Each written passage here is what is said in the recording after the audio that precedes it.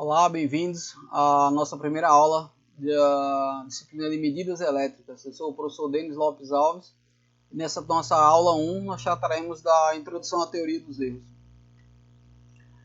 A classificação dos erros, pessoal.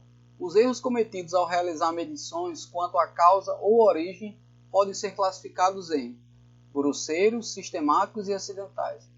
Basicamente, o que você tem que ter em mente é, sempre que ocorrer um erro de medição e você desejar classificar esse erro em relação à sua causa ou à sua origem, você vai procurar associar ele a uma dessas três classificações aí. Ou ele será um erro grosseiro, ou ele será um erro sistemático, ou ele será um erro acidental.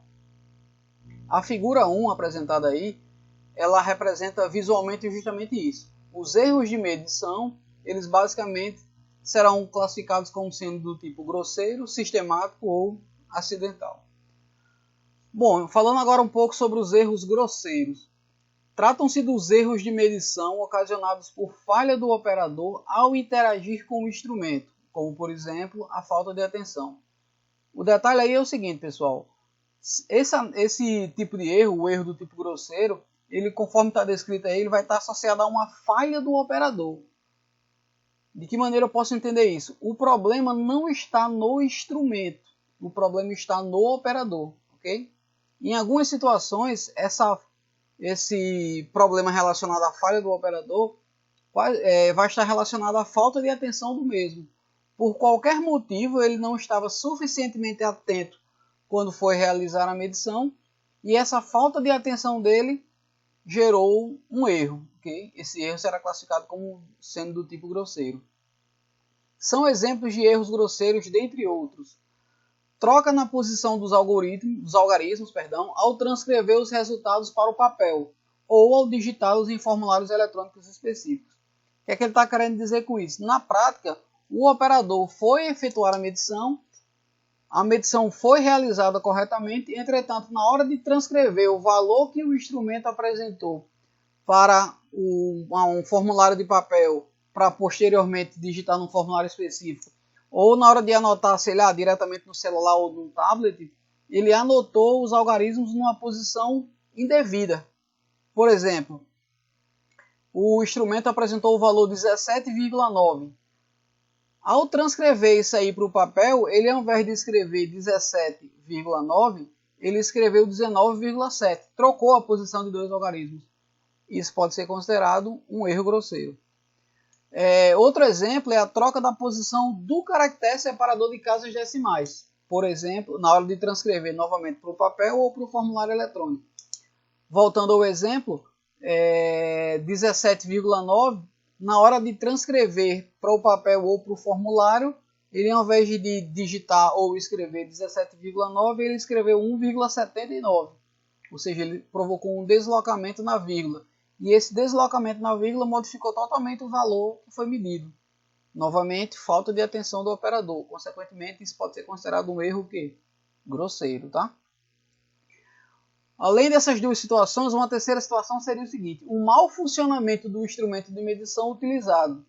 Por exemplo, os dígitos do mostrador digital do instrumento estão falhando, o ponteiro do indicador analógico está travando ou oscilando muito, ok?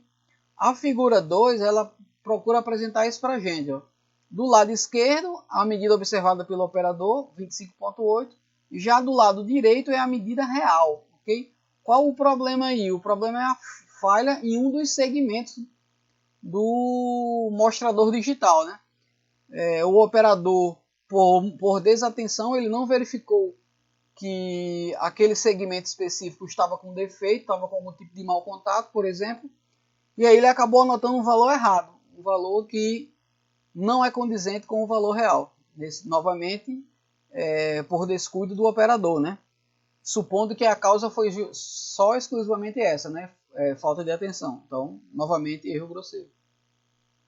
Falando agora sobre os erros sistemáticos. Tratam-se dos erros inerentes às deficiências do método empregado para realizar as medições e do material empregado nas mesmas. O que é que ele está querendo dizer com isso? Basicamente, galera, agora, ao invés de uma desatenção ou uma falta de atenção maior por parte do operador, o que era o causa a causa principal do erro grosseiro. Agora o erro sistemático não tem a ver mais com a falha do operador, e sim o método, entenda-se esse método como sendo a metodologia que você empregou para realizar as suas medições, ok? Ou ainda, o tipo de material que você utilizou para realizar a medição. Você foi extremamente atento, entretanto, a metodologia que você adotou não é a mais indicada, ou os materiais que você utilizou para realizar a medição não eram os mais indicados para aquela situação. Isso são possíveis fontes de erro sistemático, ok? A deficiência do método, que ele cita no primeiro tópico, no segundo ele diz, a deficiência do método engloba um conjunto de imperfeições de ordem prática, né? Sob o prisma prático, ou seja, na hora que você foi efetuar a medição na prática, você constatou algumas imperfeições, que, repito, não são inerentes à falta de atenção sua, e sim ou ao método ou ao material empregado. Mais alguns aspectos aí, a construção eletromecânica ou eletrônica do instrumento, além da aferição do mesmo, né? Nesse caso específico, alguma limitação técnica, seja na placa eletrônica, seja nos componentes elétricos ou mecânicos que constituem o instrumento, faz com que ele não seja capaz de medir de maneira precisa ou exata aquilo ali, ok?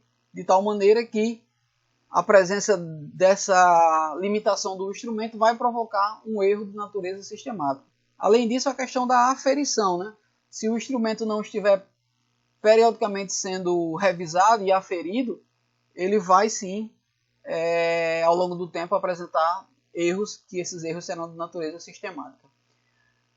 Algumas divergências entre a análise teórica do circuito a ser medido e o seu respectivo comportamento prático. Isso é uma fonte de erro sistemático, né? Você faz uma análise teórica, seja através de simulador, seja através de cálculos matemáticos, você faz algum tipo de modelagem matemática, espera obter um determinado valor e quando você vai ver na prática, você fica sempre obtendo valores distintos da análise teórica que você realizou. Nesse caso aí, muito provavelmente você está tendo um erro sistemático, ok? Essas divergências entre teoria e prática, que ele citou no slide anterior, elas podem ser explicadas, é claro que existem outras possibilidades, né, mas estão listadas algumas delas aí. As hipóteses teóricas não são inteiramente realizáveis na prática. Ou, durante o processo de construção do instrumento, ou ainda do circuito a ser medido, podem ter sido realizadas simplificações ou abstrações. O que ele está querendo dizer com isso? A teoria, o valor teórico esperado não está coincidindo com o valor prático. Basicamente você vai ter aí aquela teoria que você utilizou para chegar no valor, talvez ela não seja inteiramente realizável na prática. Ou seja, você idealizou uma condição de medição que na prática você não consegue aquela mesma condição. Por isso, o resultado teórico está diferente do resultado prático. Além disso, o instrumento que você está utilizando, ou ainda o circuito que você está querendo medir, na hora que você for efetuar a medição, aquele circuito ou aquele instrumento, ele foi construído a partir de uma simplificação ou alguma abstração, que não coincide com a análise teórica que você fez. Por isso que o resultado teórico da medição, o resultado prático da medição não está coincidindo com o valor teórico esperado por você.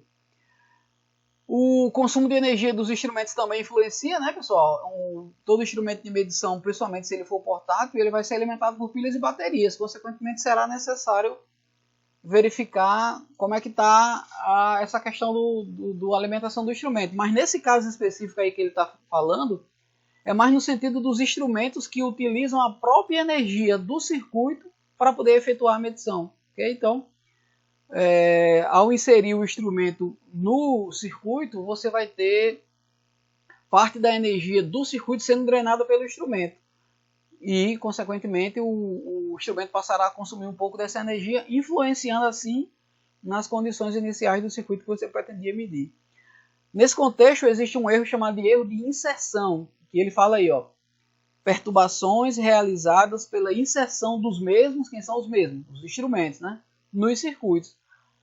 A própria presença do instrumento já provoca uma modificação das características iniciais e das condições iniciais onde o circuito estava trabalhando. E essa modificação das condições iniciais já pode ser uma possível fonte de erro. Okay? Outro aspecto aí, ó, variações físicas e ou elétricas nos elementos que constituem o circuito a ser medido. A gente pode dar como exemplo, sei lá, a presença do instrumento no circuito a ser medido alterou a temperatura do circuito. Consequentemente, ao alterar a temperatura do circuito, você alterou as características originais daquele circuito. Elas passarão a não ser mais coincidentes, por exemplo, com seu estudo teórico. Então, o que é que vai acontecer? Um erro em razão da variação de uma grandeza física proveniente da medição, né? Se eu quiser minimizar os erros sistemáticos, eu tenho que realizar a aferição periódica dos instrumentos, já foi contemplado anteriormente, monitorar a capacidade e a qualidade da fonte de alimentação, conforme eu disse, né? Instrumentos portáteis geralmente são pilhas e baterias, para que você não seja surpreendido por uma falha ou um erro de medição associado ao instrumento.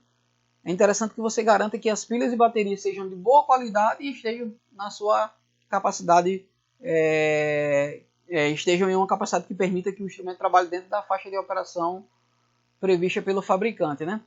Um outro aspecto aí que você pode utilizar para minimizar os erros de natureza sistemática é você realizar a repetição da mesma medição, substituindo-se os elementos iniciais por outros iguais, né? Emulando as mesmas condições. Então, basicamente, o que ele está dizendo é você repetir, ok? 3, 4, 5, quantas vezes você achar necessária a medição. Entretanto, a cada medição você procura trocar os elementos que estavam ali. Seja trocar o instrumento, seja trocar algum elemento do circuito. Sendo que essa troca deve ser realizada por outro que, pelo menos do ponto de vista teórico, seja igual ao anterior. Ok? A gente colocou essa observação aí de teoricamente, porque ainda que os instrumentos, por exemplo, supondo que você optou por manter as características do circuito as mesmas e resolveu trocar de instrumento.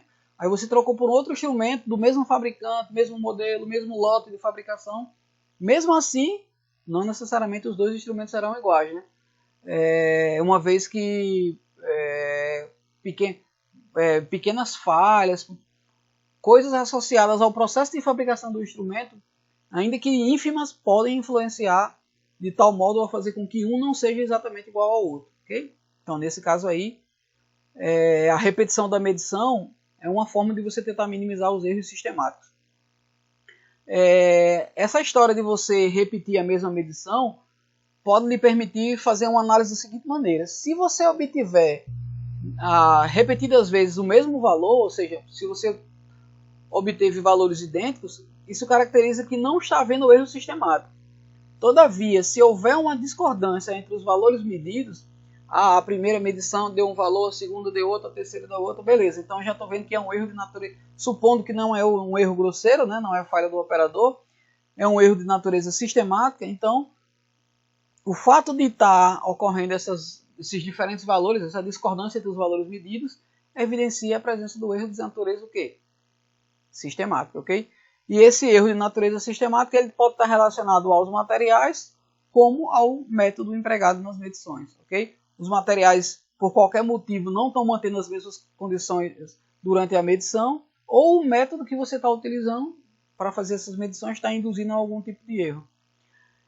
A simples repetição da medição por si só não permite identificar se o erro sistemático está relacionado ao material ou ao método. Se você está fazendo a medição repetidas vezes e está tendo erro, beleza, você identificou que o erro é sistemático. Entretanto, o fato de você estar repetindo essa medição por si só não vai dizer que o erro é do material ou do método, não.